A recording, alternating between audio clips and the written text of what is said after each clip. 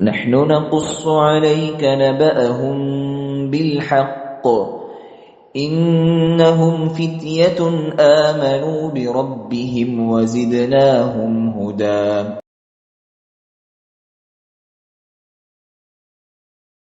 إن الحمد لله نحمده ونستعينه ونستغفره ونؤمن به ونتوكل عليه ونعوذ بالله من شرور أنفسنا ومن سيئات أعمالنا من يهده الله فلا مضل له ومن يضلل فلا هادي له وأشهد أن لا إله إلا الله وحده لا شريك له وأشهد أن محمدًا عبده ورسوله. يا أيها الذين آمنوا اتقوا الله حق تقاته ولا تموتن إلا وأنتم مسلمون.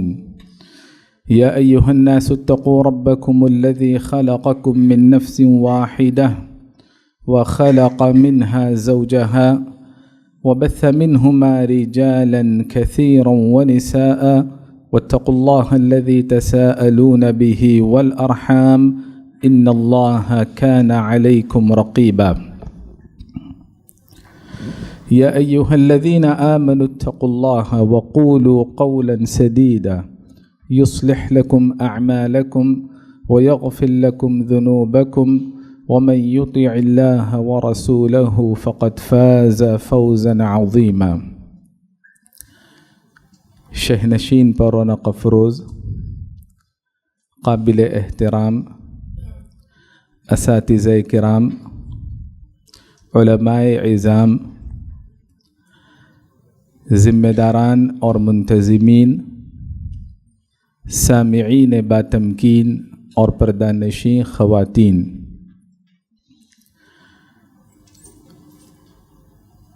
رب کریم کا احسان عظیم بجا لانے کے بعد میں منتظمین کا دل کی گہرائیوں سے شکر گزار ہوں کہ انہوں نے مجھے اس علمی موقع سے استفادہ کرنے کا ایک زرین اور بہترین موقع فراہم کیا۔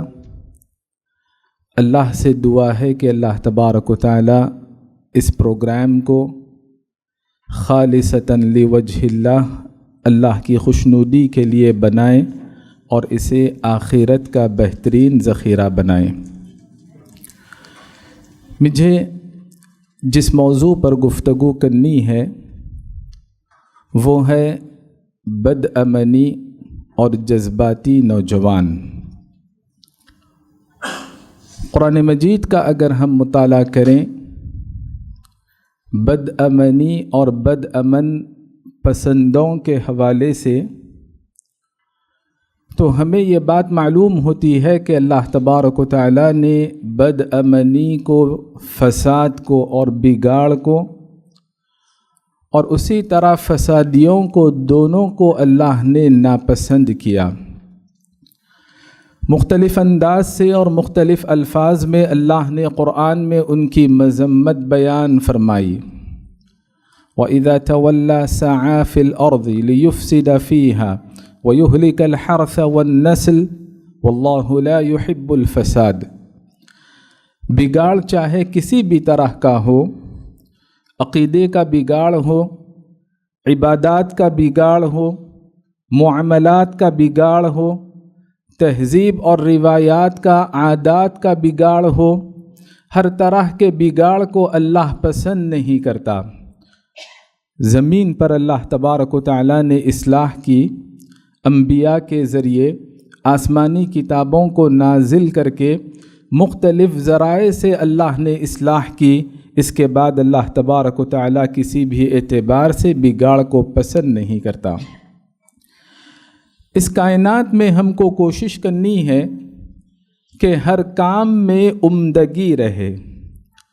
وَأَحْسِن كَمَا أَحْسَنَ اللَّهُ إِلَيْكَ، اللہ نے جیسے ہمارے ساتھ اچھا فیصلہ کیا، اچھے فیصلے کا اللہ نے ارادہ کیا، بالکل اسی طرح مخلوق کے ساتھ بھی ہمیں عمدگی اختیار کرنی ہے، اچھا رویہ اور اچھا سلوک اختیار کرنا ہے، ولا تبغ الفساد فی الارض، زمین پر کسی بھی اعتبار سے بگاڑ کو اللہ نے پسند نہیں کیا، اس کی اجازت نہیں دی، اور اسے اللہ نے انفرادی طور پر بھی منع کیا، شخصی طور پر بھی منع کیا۔ اور اگلی آیت ہم سنیں گے جس میں اجتماعی حکم دیا گیا کہ بگاڑ سے ہم کو بچنا ہے۔ واللہ لا يحب المفسدین، فسادی کسی بھی طرح کے ہوں، عقیدے کے باب میں ہوں، منہج کے باب میں ہوں، عبادات و معاملات کے اعتبار سے ہوں، اللہ تبارک و تعالیٰ نہ فساد کو پسند کرتا ہے، نہ فسادیوں کو پسند کرتا ہے، بلکہ اس کے بالمقابل اللہ تبارک و تعالیٰ امن کو چاہتا ہے اور امن پسندوں کو چاہتا ہے۔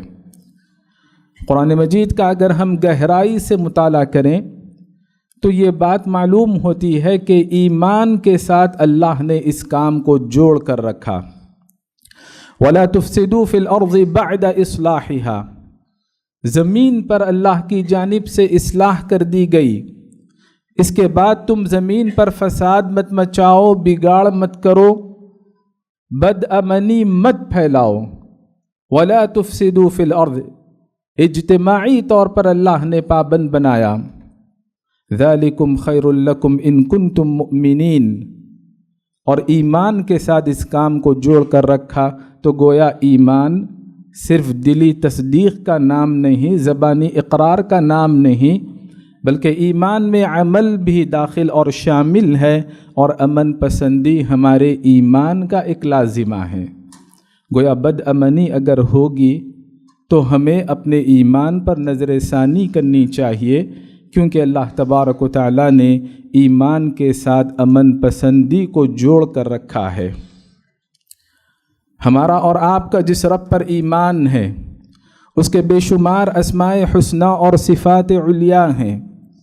قرآن مجید میں اللہ تعالیٰ نے مختلف انداز سے اپنا تعارف پیش کیا۔ اگر آپ اپنے رب کی معرفت حاصل کرنا چاہتے ہیں تو اسماء حسنہ اور صفات علیاء کا آپ کو مطالعہ کرنا پڑے گا۔ اللہ کے جو نام اور جو کام ہیں، اللہ کی جو صفات ہیں، ان میں رحمت کی صفت بھی داخل ہے، ذو الرحمہ، اور کبھی اللہ نے رحمان کی تعبیر استعمال فرمائی، کبھی اللہ نے رحیم کی تعبیر استعمال فرمائی، کبھی اللہ نے اپنے لیے ارحم الراحمین کہا، اور کبھی اللہ نے اپنے لیے السلام کہا۔ السلام میں جہاں بے عیب ہونے کا معنی پایا جاتا ہے، وہیں امن و سلامتی والا ہونا بھی اس میں پایا جاتا ہے۔ السلام کے ساتھ اللہ کے لیے اور ایک جو نام استعمال ہوا، المؤمن، یعنی اللہ تبارک و تعالی امن دینے والا ہے، اللہ بے خوف کرنے والا ہے۔ وَآمَنَهُم مِّن خَوْفٍ، اللہ ایسا مومن ہے کہ لوگوں کو خوف و ہراس سے نکالتا ہے اور ان کی زندگیوں میں امن و امان کو لاتا ہے، اور یہ اس وقت ممکن ہے جب دین سے وابستگی ہوگی اور دین پر عمل آوری ہوگی۔ اللہ کے نبی صلی اللہ علیہ وسلم کو رحمت للعالمین کہا گیا۔ انبیاء علیہم السلام نے اپنا جو تعارف پیش کیا اس میں امین کا لفظ ذکر کیا، انی لکم رسول امین۔ امین میں جہاں امن ہے، امانت داری ہے، وہیں پر امن بھی داخل ہے۔ انبیاء علیہم السلام امن و امان کو فروغ دینے والے، انبیاء علیہم السلام بد امنی کے بالمقابل کھڑے ہونے والے اور امن و امان کو فروغ دینے والے تھے۔ اللہ کے نبی صلی اللہ علیہ وسلم نے صحابہ کرام کی جن اقدار پر تربیت فرمائی، ان میں خاص طور پر ایک تعلیم ہمیں یہ ملتی ہے، یا ایھا الناس، انسانیت سے خطاب کیا، انسانیت سے خطاب کیا۔ انسانیت کو اللہ کے نبی صلی اللہ علیہ وسلم نے جھنجھوڑا، گویا یہ دین انسانیت نواز دین ہے۔ یا ایھا الناس لا تتمنوا لقاء العدو، دشمن سے لڑنے جھگڑنے کی، دشمن کے ساتھ الجھنے کی کبھی آرزو مت کرنا، جو امن و امان قائم ہے اس کو منتشر کرنے کی کوشش نہ کرنا۔ لا تتمنوا لقاء العدو، کتنے ایسے نوجوان ہیں جو کبھی کہیں کوئی حادثہ سنتے ہیں، دیکھتے ہیں تو کہتے ہیں کہ اگر میں وہاں ہوتا، میرا اگر معاملہ ہوتا، اگر میرا محلہ ہوتا، اگر میرا خاندان قبیلہ ہوتا تو معاملہ کچھ اور ہی ہوتا۔ ایسی آرزو نہیں کرنی چاہیے، ایسی تمنا نہیں کرنی چاہیے۔ یا ایھا الناس لا تتمنوا لقاء العدو واسألوا اللہ العافیہ۔ اللہ تبارک و تعالیٰ سے امن و امان کی برقراری کے لیے، سکون اور سلامتی کی برقراری کے لیے، عافیت اور طمانینت کی برقراری کے لیے اللہ تبارک و تعالیٰ سے دعائیں بھی کرتے رہنی چاہیے، اور اللہ تبارک و تعالیٰ سے دعاؤں کے ساتھ ساتھ سنجیدہ کوششیں بھی ہمیں کرنی چاہیے۔ بد امنی کے بالمقابل امن و امان کے حوالے سے چند نکات ہمیشہ ذہن میں رکھنا چاہیے۔ مسلمانوں کا جو مقدس شہر ہے مکہ، جسے اللہ تبارک و تعالیٰ نے بلد امین سے تعبیر کیا، یہ امن کا گہوارہ ہے۔ مسلمانوں کا مقدس شہر امن کا پیغام دیتا ہے۔ مسلمانوں کے یہاں جو اللہ تبارک و تعالیٰ کا گھر یا پہلا گھر، ان اول بیت، سب سے پہلا گھر، سب سے پہلا بیت اللہ جسے کعبۃ اللہ کہا جاتا ہے، وہ امن کی علامت ہے۔ ان اول بیت وضع للناس للذی ببکہ، اللہ تبارک و تعالیٰ نے اس گھر کو امن کی علامت اور ہدایت کی علامت بنایا۔ من دخلہ کان آمنا، جو کوئی اس میں داخل ہو جائے اس سے پہلے وہ جنگجو اور محارب کیوں نہ ہو، لیکن جب آ جائے گا تو اس کو امن حاصل ہو جائے گا۔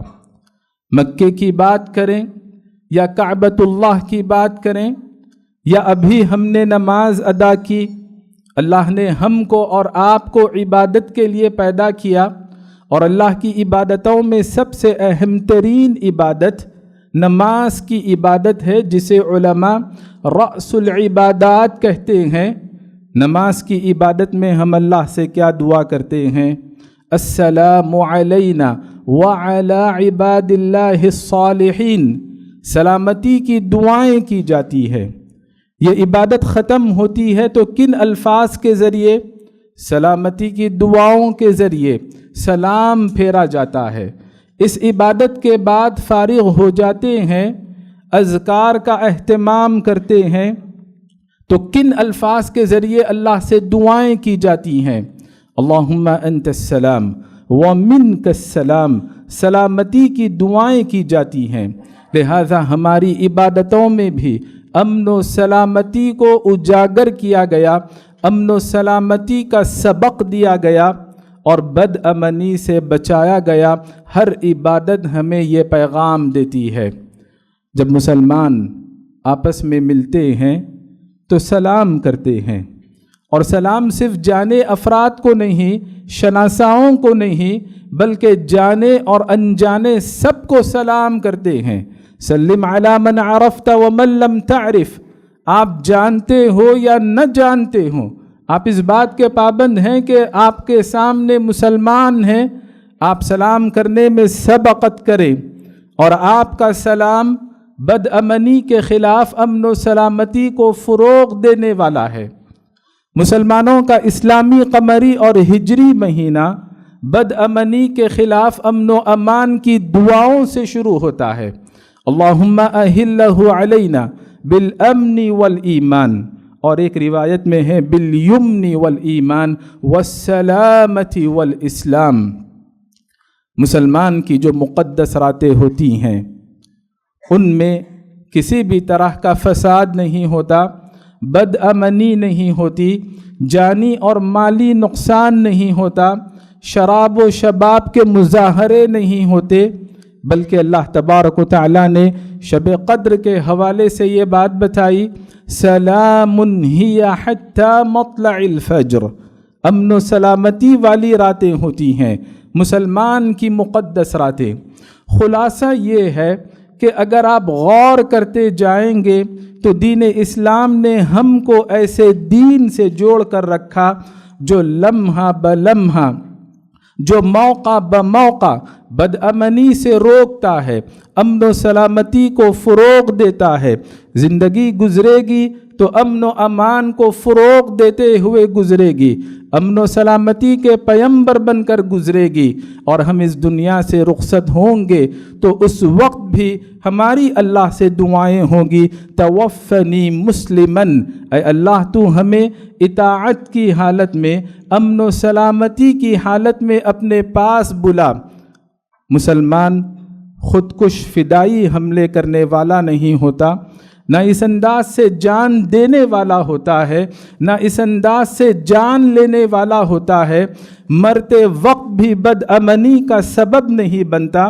توفنی مسلمن، اللہ کی اطاعت کرتے ہوئے امن و سلامتی کے ساتھ اس دنیا سے رخصت ہوتا ہے، جیسے امن و سلامتی کے ساتھ اس دنیا میں رہتا ہے۔ اور پھر اس دنیا سے رخصت ہونے کے بعد جس جنت میں وہ داخل ہوگا، اس جنت کو بھی اللہ نے دار السلام کا نام دیا، امن و سلامتی کا گھر، یعنی وہاں پر بھی کسی بھی طرح کی بدامنی نہیں ہوگی۔ ہر جگہ عالم وجود میں ہو یا عالم ارواح میں ہو یا عالم برزخ میں ہو، مسلمان کے سامنے امن و سلامتی رہتی ہے، بدامنی مسلمان کے یہاں نہیں رہتی۔ نوجوان طبقہ اس امت کا اہم ترین طبقہ ہے، اس امت کا قیمتی سرمایہ اور اثاثہ ہے۔ نوجوان طبقے کی فکر کرنی چاہیے، ان کی نگہداشت کرنی چاہیے، ان کی دینی اور ایمانی تربیت کرنی چاہیے، ان کی منہجی تربیت کرنی چاہیے، ان کو غلط افکار سے، غلط افراد سے، غلط شخصیات سے، غلط نظریات سے بچائے رکھنے کی ہر ممکن کوشش کرنی چاہیے۔ یوں تو زندگی اللہ کی ایک عظیم نعمت ہے، مکمل زندگی اللہ کی عظیم نعمت ہے۔ مکمل زندگی میں خاص طور پر دین اسلام نے نوجوانی کے مرحلے کو، جوانی کے مرحلے کو بڑی اہمیت دی۔ شبابک قبل حرمک، بڑھاپے سے پہلے اپنی جوانی کو غنیمت جانو۔ شبابک قبل حرمک، کیوں یہ حکم دیا گیا؟ کیونکہ اس کے متعلق اللہ کے حضور ہمیں جواب دینا ہے۔ وَعَنْ شَبَابِهِ فِيمَا أَبْلَاهُ، اللہ نے مضبوط جوانی عطا کی تھی، پوچھا جائے گا کہ تم نے اپنی مضبوط جوانی کو کہاں پر کمزور کیا، کہاں پر اپنی مضبوط جوانی کو تم نے گوایا۔ جب نوجوانوں کی دینی اور ایمانی تربیت ہوگی تو گویا وہ آخرت میں اپنی آخرت کی حفاظت کرنے والے ہوں گے، آخرت کو سنوارنے والے ہوں گے۔ ورنہ اس امت کا سب سے پہلا فرقہ جو گمراہی کا شکار ہوا خوارج کی شکل میں، ان کی جو علامتیں بیان کی گئیں، ان علامتوں میں سب سے پہلی علامت یہ ہے حدثاء الاسنان، کہ یہ کم عمر ہوں گے، عمر کے اعتبار سے کم سن ہوں گے، کم عمر ہوں گے، نوجوان ہوں گے۔ حدثاء الاسنان، حدثاء الاسنان ہونا یہ کوئی غلطی نہیں، لیکن اپنے آپ کی حفاظت نہ کرنا، یہ تمیز نہ رہنا کہ کن کو سننا چاہیے، کن کو اسوہ اور نمونہ بنانا چاہیے، کن افراد کے ساتھ رہنا چاہیے، کن شخصیات کے نظریات کو قبول کرنا چاہیے، اہل علم کی رفاقت اختیار کرنی چاہیے، مساجد سے اپنے آپ کو جوڑ کر رکھنا چاہیے۔ اگر یہ تمیز نہ ہو تو یہ نوجوانی کا مرحلہ خارجیت کی طرف لے جاتا ہے۔ حدثاء الاسنان، سفہاء الاحلام، عقل بھی نہیں ہوگی، کم عمری ہوگی، باتیں اچھی اچھی کرنے کی کوشش کریں گے، قرآن سے وابستہ رہنے کا ثبوت دیں گے، قرآن کی تلاوت کریں گے، لیکن قرآن کی تلاوت کی تاثیر حلق کے نیچے نہیں اترے گی، یہ قرآن دلوں پر دستک نہیں دے گا، اور اس خارجی فکر کی وجہ سے یمرقون من الدین، دین سے ایسے نکل جائیں گے جیسے بڑی تیزی کے ساتھ، آسانی کے ساتھ تیر کمان سے نکل جاتا ہے۔ نوجوانوں کی حفاظت کرنی چاہیے، ان کے افکار کی حفاظت کرنی چاہیے، ان کے منہج کی حفاظت کرنی چاہیے، تب یہ لوگ تاریخ ساز کام انجام دے سکتے ہیں۔ جیسا کہ اللہ نے اصحاب کہف کے بارے میں فرمایا، انہم فتیہ، وہ بھی چند نوجوان تھے جن کا ان کے رب پر ایمان تھا۔ اللہ نے ان کی تعریف بیان فرمائی۔ ابراہیم علیہ السلام کا اللہ نے تذکرہ کیا، جب ابراہیم علیہ السلام اللہ کی توحید کو عام کر رہے تھے، معاشرے میں ابراہیم علیہ السلام کے لیے بڑی کڑی آزمائشیں تھیں، والد بھی گھر سے بے گھر کر چکے، دین کا اور توحید کا کام کر رہے تھے۔ ابراہیم علیہ السلام، اللہ تعالیٰ نے ابراہیم علیہ السلام کی عمر میں کس عمر کا یا عمر کے مراحل میں کس مرحلے کا تذکرہ کیا؟ اِنَّا سَمِعْنَا فَتًى يَذْكُرُهُمْ يُقَالُ لَهُ ابراہیم، نوجوان ہیں، عمر کے مرحلے میں نوجوانی کا تذکرہ کیا۔ عمر رضی اللہ عنہ قبیصہ رحمۃ اللہ علیہ سے فرماتے ہیں، انکا شاب، آپ ایک نوجوان ہو، بھری جوانی میں ہے، عنفوان شباب ہے۔ انکا شاب فصیح اللسان، زبان میں تاثیر ہے، فصیح الصدر، سینہ بھی چوڑا اور کشادہ ہے۔ ایک نوجوان کی جانب مائل کرنے والی جو چیزیں ہوتی ہیں اوروں کو، وہ ساری خوبیاں تمہارے پاس موجود ہیں۔ لیکن عمر رضی اللہ عنہ نے نوجوان کو کیا نصیحت فرمائی؟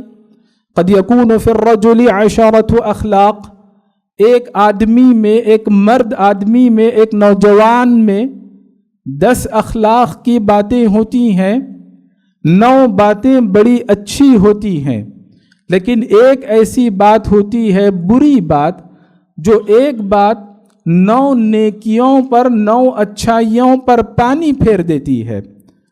یہ زعم نہیں ہونا چاہیے، یہ وہم نہیں ہونا چاہیے کہ نیکیوں کا غلبہ ہے میرے پاس، اچھائیوں کا اضافہ ہے میرے پاس۔ عمر رضی اللہ عنہ فرماتے ہیں کہ ایک جو بری عادت ہے، ایک بری خصلت ہے، 9 نیکیوں کو متاثر کر دیتی ہے۔ پھر فرمایا فاتقی طیرات الشباب، جو نوجوانوں سے نوجوانی کے مرحلے میں جذبات سے مغلوب ہو کر جو غلطیاں ہو جاتی ہیں، ان غلطیوں سے اپنے آپ کو تم بچائے رکھو۔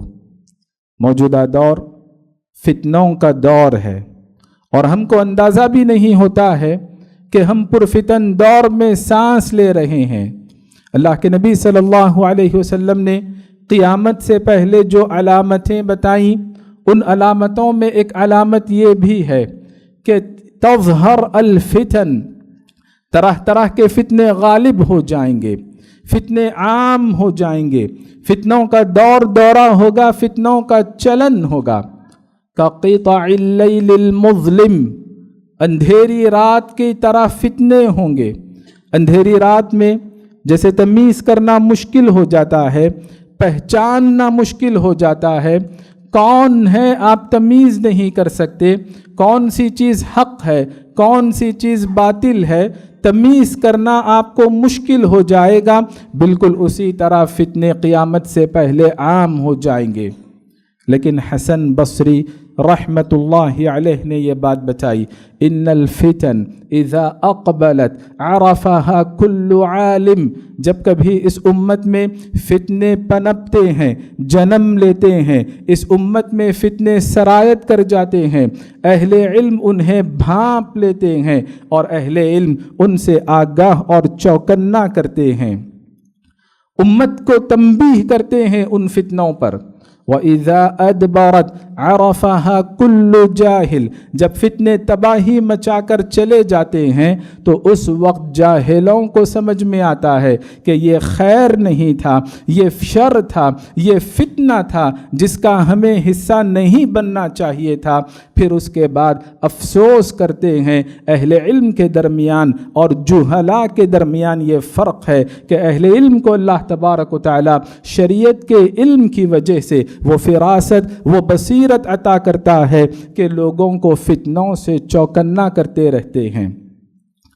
پرفتن دور میں جو جس قدر فتنوں سے دور رہے گا، اختلافات سے، نزاعات سے، آزمائشوں سے اپنے آپ کو بچا کر رکھے گا، وہ اسی قدر سعادت مند بندہ رہے گا۔ 3 دفعے اللہ کے نبی صلی اللہ علیہ وسلم نے ایک ہی بات بتائی، کہا اس میں کوئی دو رائے نہیں، ان السعید لمن جنب الفتن، یقیناً سعادت مند بندہ، خوش قسمت آدمی وہ ہے جس کو فتنوں سے بچا لیا جائے۔ آج یہاں یہ موضوع رکھنے کا ایک مقصد یہ بھی ہے کہ جذبات کے شکار ہو کر جو نوجوان فتنوں کا حصہ بن جاتے ہیں، فتنوں میں ملوث ہو جاتے ہیں، حکومت کی نظر میں بھی مشتبہ ہو جاتے ہیں، اور اللہ کی نظر میں بھی وہ لوگ انبیاء علیہم السلام کو اسوہ اور نمونہ بنانے سے قاصر ہو جاتے ہیں۔ کوشش اس بات کی ہے کہ ان کو فتنوں سے بچایا جا سکے۔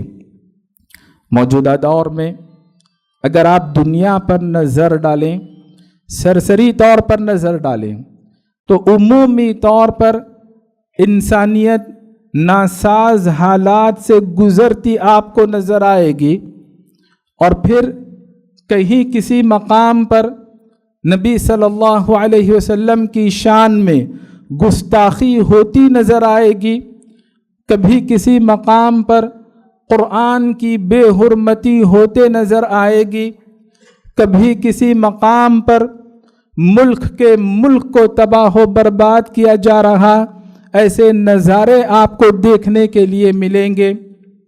کبھی کسی مقام پر مسلمانوں کی شریعت میں دخل اندازی کرنے کی کوشش کی جاتی ہے، کبھی کسی مقام پر زمینوں پر ناجائز قبضے کیے جاتے ہیں، کبھی کسی مقام پر دلائل، شواہد اور ثبوت کو نظر انداز کرتے ہوئے جذبات کی بنا پر مساجد کے فیصلے کیے جاتے ہیں، تو کبھی کسی مقام پر کسی کی حب الوطنی، پیٹریوٹزم جسے کہتے ہیں، حب الوطنی پر سوالیہ نشان، کوشچن مارک کھڑا کیا جاتا ہے۔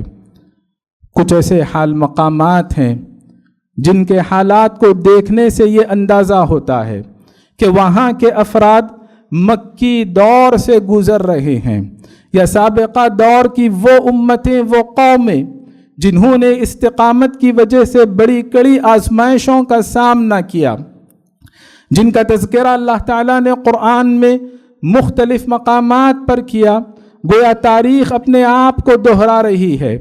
اسلام سے وابستگی کی وجہ سے، دین پر استقامت اختیار کرنے کی وجہ سے، یا پھر صحابہ کرام کے منہج اور نبی صلی اللہ علیہ وسلم کی سنت کو اختیار کرنے کی وجہ سے، اللہ تبارک و تعالیٰ نے جیسے قرآن میں یہ بات بتائی، وقال الذین کفروا، اس وقت کو یاد کریں جبکہ کفار نے یہ بات بتائی تھی، لنخرجنکم من ارضنا او لتعودن فی ملتنا، یا تو آپ ہماری ملت میں واپس لوٹ کر آ جائیں، یا پھر ہم آپ کو شہر بدر کر دیں گے، جلا وطن کر دیں گے۔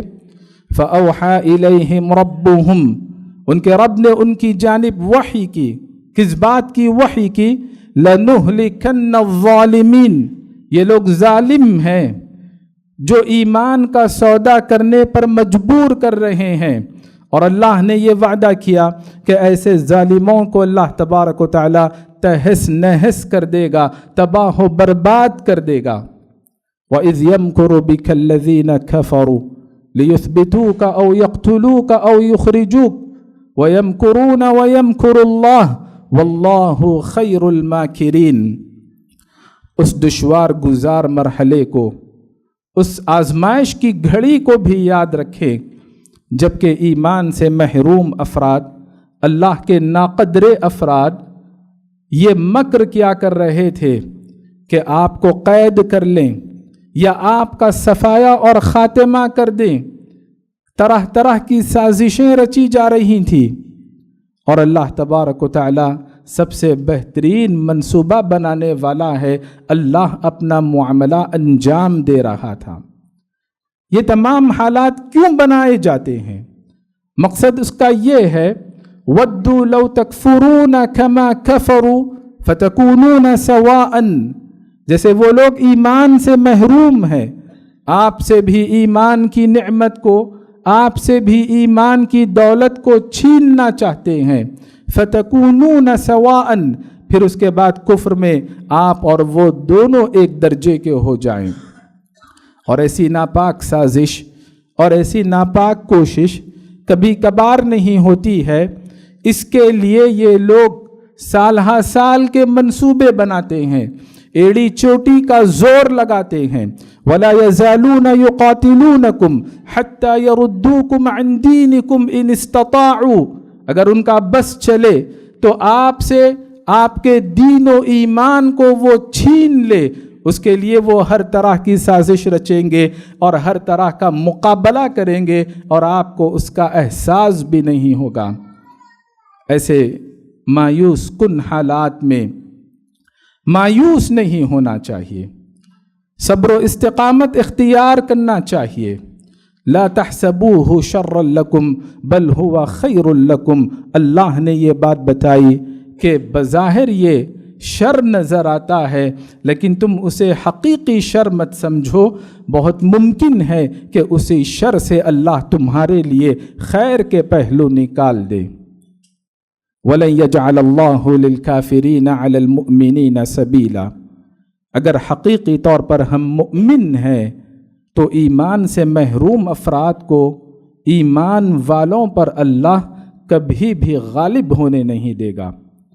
لیکن ضرورت اس بات کی ہے کہ اللہ کی قدرت پر، یعنی اللہ مختار کل ہے، اللہ قادر مطلق ہے، اللہ کی قدرت پر اعتماد کرتے ہوئے ہم اپنے ہاتھ پر ہاتھ رکھ کر نہ بیٹھیں۔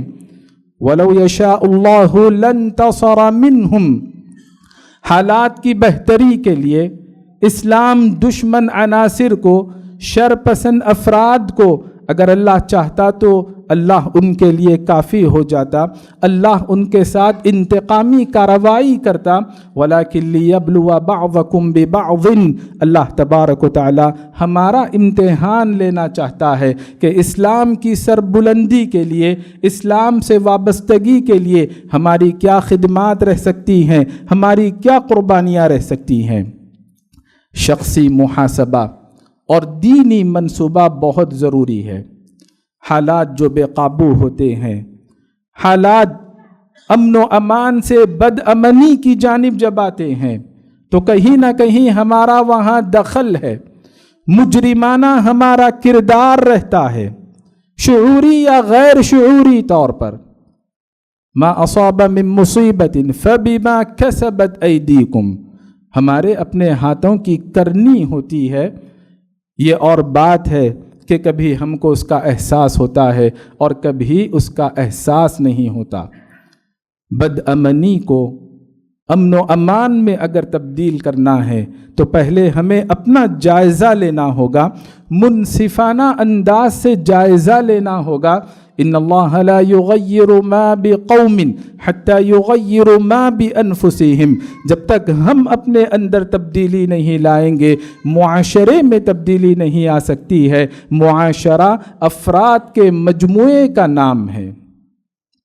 اللہ تبارک و تعالی انہی افراد کی رہنمائی کرتا ہے جو افراد اپنے دلوں میں تڑپ رکھتے ہیں، ہدایت کی طلب رکھتے ہیں۔ اللہ تبارک و تعالی اہل ایمان کی جانب سے یقینی طور پر دفاع کرے گا، لیکن ضرورت اس بات کی ہے کہ ہم واقعتاً سچے اور پکے مؤمن بنیں، پھر اللہ کی مدد شامل حال رہے گی، حالات کی بہتری کے لیے، بہتر تبدیلی کے لیے، حالات کا سامنا کرنے کے لیے اور حالات کے مقابلے کے لیے۔ ان اللہ یدافع عن الذین آمنوا، یقیناً اللہ کی مدد شامل حال رہے گی۔ مشکل گھڑیوں میں بھی آج بھی فرشتوں کا نزول ہو سکتا ہے مسلمانوں کی مدد کے لیے، لیکن ضرورت اس بات کی ہے کہ کما حقہ انداز سے سچے اور پکے مؤمن بنے، ویسے مؤمن بنے جیسا ایمان صحابہ کرام کا ایمان تھا۔ موسیٰ علیہ السلام نے اپنی قوم کو نصیحت کی، کس بات کی نصیحت کی؟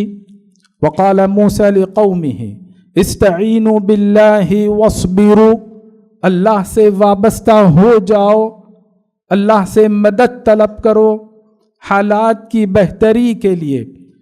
اسلام سے جڑ کر رہنا، اور اسلام سے جڑ کر رہنے میں سب سے پہلے یہ بات داخل ہے کہ ہم طالب علم کی شکل میں رہیں، علم حاصل کرتے رہیں، اہل علم سے وابستہ رہیں، علماء ربانیین اور راسخین سے جڑ کر رہیں، مساجد سے جڑ کر رہیں۔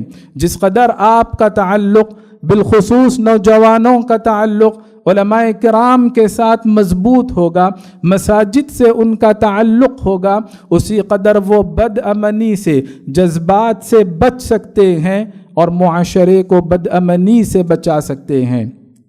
استعینوا باللہ واصبروا، اللہ سے مدد طلب کریں، دین پر صبر و استقامت کا مظاہرہ کریں۔ استعینوا باللہ واصبروا، اور یہ احساس ہو کہ ہم کچھ نہیں، یہ وہم نہ ہو کہ میں اہم ہوں، اپنی انا کو فنا کرنا ہوگا۔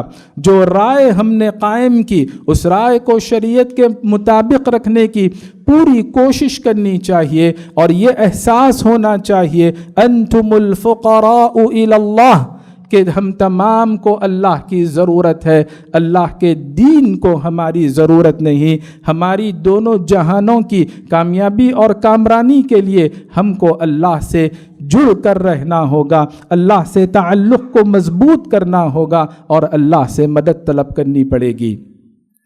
ہماری جان ہو یا ہمارا مال ہو، کسی بھی طرح سے ہم من چاہی تصرف نہیں کر سکتے، رب چاہی زندگی گزارنی پڑے گی۔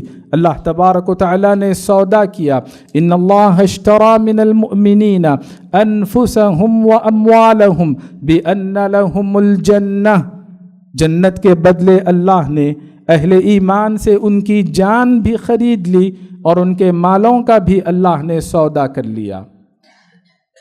لہذا ہم تمام کے لیے ضروری ہے کہ اللہ سے مدد طلب کرتے رہیں، جیسا کہ موسیٰ علیہ السلام نے ان جیسے حالات میں اپنی قوم کو نصیحت فرمائی۔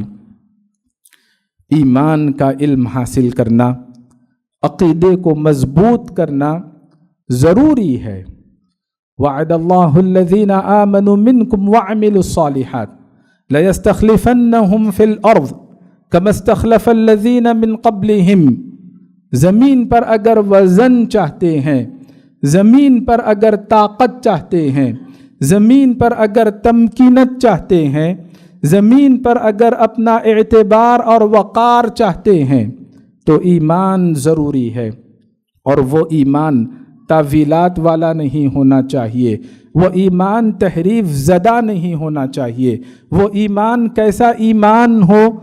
صحابہ کرام کا جیسا ایمان تھا، وہ ایمان مطلوب ہے۔ فَإِنْ آمَنُوا بِمِثْلِ مَا آمَنْتُمْ بِهِ فَقَدْ اهْتَدَوْا، جب اس انداز سے ایمان ہوگا تو زمین پر اللہ تمکینت عطا فرمائے گا، اور جو خوف کی حالت ہے، بد امنی کی حالت ہے، اللہ تبارک و تعالیٰ اس خوف و ہراس کو امن و امان میں تبدیل کر دے گا۔ لیکن یہ کب ہوگا؟ جب ایمان ہو اور اللہ کی توحید ہو۔ یعبدوننی لا یشرکون بی شیئا، اللہ کی عبادت کریں، اللہ کے ساتھ کچھ بھی شرک نہ کریں، یعنی خالص توحید پر قائم رہے۔ اس کے بعد ہمارے لیے ضروری ہے توحید و ایمان کے بعد دعوت و اصلاح کا کام کرتے رہنا چاہیے۔ جب کبھی ہم اصلاح کہتے ہیں تو اوروں کی اصلاح ذہن میں رہتی ہے، معاشرے کی اصلاح ذہن میں رہتی ہے، اصلاح نفس اور اصلاح ذات کو ہم فراموش کر دیتے ہیں۔